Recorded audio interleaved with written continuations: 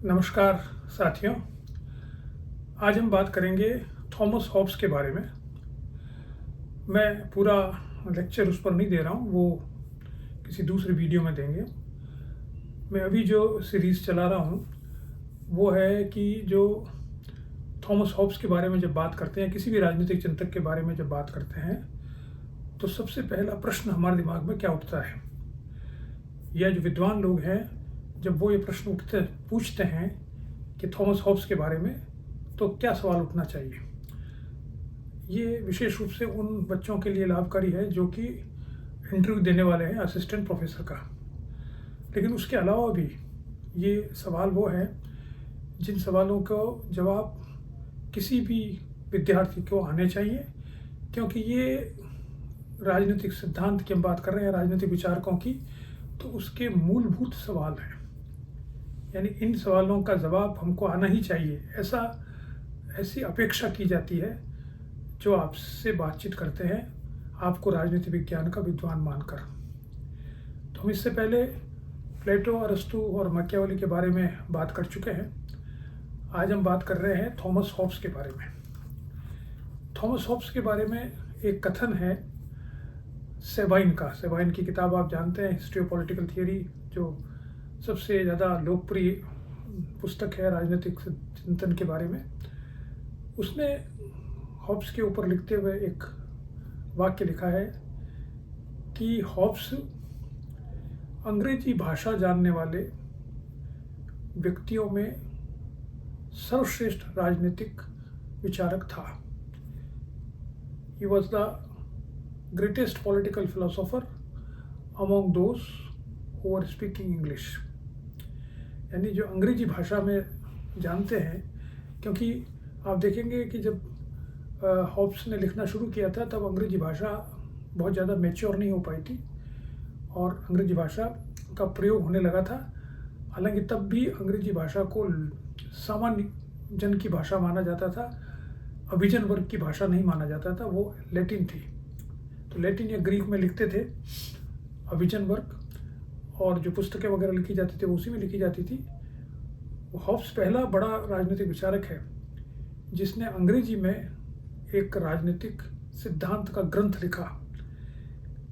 और इसलिए सेबाइन ने लिखा कि इसके बाद में जितने भी लोगों ने अंग्रेजी में लिखा है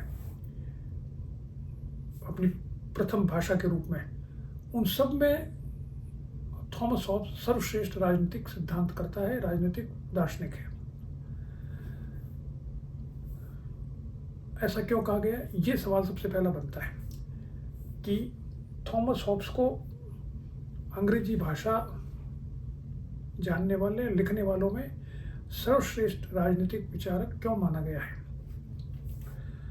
अब इस सवाल का जवाब सिर्फ इतने से नहीं चलेगा कि हम उसके विचारों को कहने लग जाए कि उसने सामाजिक अनुबंध का सिद्धांत दिया था, उसने प्राकृतिक दशा ऐसी बताई थी, उसका संप्रभु लेवियाथन इस प्रकार का था। ये नहीं पूछा जा रहा है। पूछा ये जा रहा है कि उसे ऐसा क्यों माना जाता है। जैसे प्लेटो का हमने देखा था, प्लेटो को राजनीतिक दर्शन का पिता क्यों माना जाता है, या अरस्तु को राजनीतिक विज्ञान का पिता क्यों माना जाता है, या मैकियावेली को आधुनिक राजनीतिक चिंतन का पिता क्यों माना जाता है। उसी प्रकार से हॉब्स को अंग्रेजी भाषा का सबसे बड़ा विद्वान क्यों माना जाता है राजनीतिक दर्शन का। इसका उत्तर बहुत स्पष्ट और सरल है। इसका उत्तर यह है कि हॉब्स ने जो लेवियाथन लिखी थी 1651 में, जो प्रकाशित हुई थी, और जो उस समय के उससे पहले जो सिविल वॉर चल रही थी इंग्लैंड में, उससे वो प्रभावित था और उसका एक समाधान वो देना चाहता था। जो इमीडिएट कारण था वो तो ये था, लेकिन उसने जो विचार दिए वो विचार आधुनिक राजनीतिक सिद्धांत का एक महत्वपूर्ण हिस्सा बन गए, क्योंकि जो उसने समाधान बताया था वो एक सार्वभौमिक समाधान है जो आज भी काम में आता है। उसने एक किताब का नाम हम जानते हैं, लेवियाथन पुस्तक लिखी थी। लेवियाथन एक काल्पनिक दैत्य है जो ग्रीक माइथोलॉजी में काम में आता है। तो उसने इस लेवियाथन को लिखा था कि लेवियाथन जैसा राज्य होना चाहिए, यानी इतना शक्तिशाली राज्य होना चाहिए जो सबको नियंत्रित कर सके, तभी सब लोग नियंत्रित होंगे। और उसकी विशेषताएं उसने बताई थी, वो विशेषता वही थी जो बाद में जॉन ऑस्टिन ने बताई थी, संप्रभुता की विशेषताएं, कि वह उसके पास पूर्ण शक्ति होगी, वो शक्ति अदेय होगी, किसी को दे नहीं सकता, वो शक्तियों का विभाजन नहीं हो सकता, उससे वो शक्तियाँ जो है वो सार्वभौमिक होगी, वगैरह वगैरह। तो उसने पूरी पुस्तक, जो 600 पेज से अधिक बड़ी किताब है लेवियाथन, उसमें उसने सिर्फ ये बताया कि जो लोग, पहले तो उसने बताया कि लोग कैसे हैं, जो समाज है वो किस प्रकार का है। हालांकि वो समाज शब्द काम में नहीं लेता है, क्योंकि मानता है कि समाज कुछ होता ही नहीं है, सिर्फ व्यक्ति होते हैं। क्योंकि व्यक्ति जब समाज करते हैं कुछ नियम हो जिसमें, तो मानता है कि व्यक्ति जब रह रहे हैं, जिसे प्राकृतिक दशा कहता है, उसमें कोई नियम ही नहीं थे। जो नियम थे, प्राकृतिक विधि जिसे वो कहता है, उन नियमों का पालन कोई कर नहीं रहा था। वो तो आदर्श थे कि ऐसा करना चाहिए, ऐसा करता कोई था नहीं, तो समाज था ही नहीं। समाज बिना नियमों के कोई समाज हो ही नहीं सकता, इसलिए अराजकता की स्थिति थी। उस अराजकता की स्थिति से निजात पाने के लिए लोगों ने सामाजिक समझौता किया, और उसके परिणाम स्वरूप लेवियाथन या संप्रभु सामने आता है।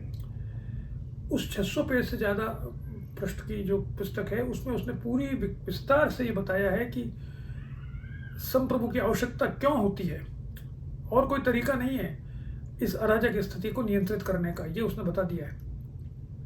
और जब संप्रभु आता है तो उसकी विशेषताएं क्या क्या है, तो उन विशेषताओं को उसने विस्तार से बताया है। तो पहला विचारक था थॉमस हॉब्स, जिसने संप्रभुता के ऊपर इतना बड़ा विस्तार से विश्लेषण किया है और उसको एक राजनीतिक अवधारणा के रूप में स्थापित किया।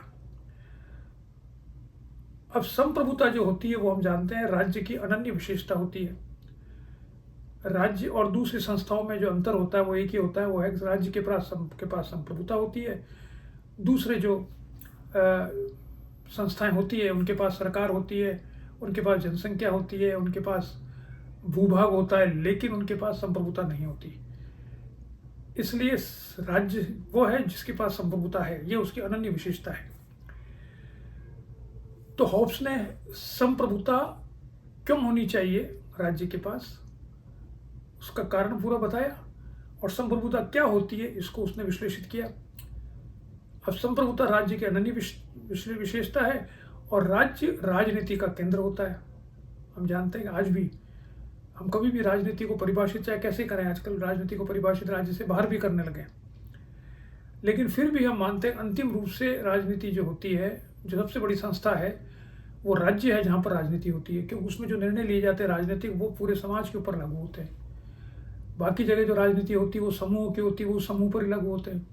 हमारे ऑफिस में भी राजनीति होती है मान लीजिए, लेकिन ऑफिस की राजनीति ऑफिस पर ही सीमित होगी। कहीं किसी संस्था में राजनीति हो रही तो राजनीति उसी संस्था पर सीमित होगी, उसके निर्णय उस संस्था को प्रभावित करेंगे। लेकिन राज्य में जो राजनीति होती है उसका प्रभाव पूरे समाज पर पड़ता है। इसलिए राज्य आज भी राजनीति का केंद्र है, और राज्य की अनन्य विशेषता संप्रभुता है, और संप्रभुता को सबसे अधिक विशेष विश्लेषण करके प्रस्तुत किया है थॉमस हॉब्स ने अंग्रेजी भाषा में। इसलिए थॉमस हॉब्स अंग्रेजी भाषा जानने वालों का सबसे बड़ा विचारक है, राजनीतिक विचारक है। यह है इसका उत्तर। इसके बाद आप ये क्या है, इसको और विस्तार से हम कर सकते हैं, वो बाद में हम करेंगे कभी अपने वीडियो में, और आप पढ़ ही सकते हैं। लेकिन ये मैं सिर्फ आपको बताना चाह रहा था। अभी जो सीरीज मैंने चला रखी है वो है कि पहला सवाल एक राजनीतिक विचारक से क्या पूछा जाता है, के बारे में क्या पूछा जाता है, वो हॉब्स के बारे में ये पूछा जाता है कि वह जो सेबाइन का वाक्य है कि वह अंग्रेजी भाषा लिखने जानने वालों में सबसे बड़ा राजनीतिक दार्शनिक क्यों था। ठीक है, नमस्कार।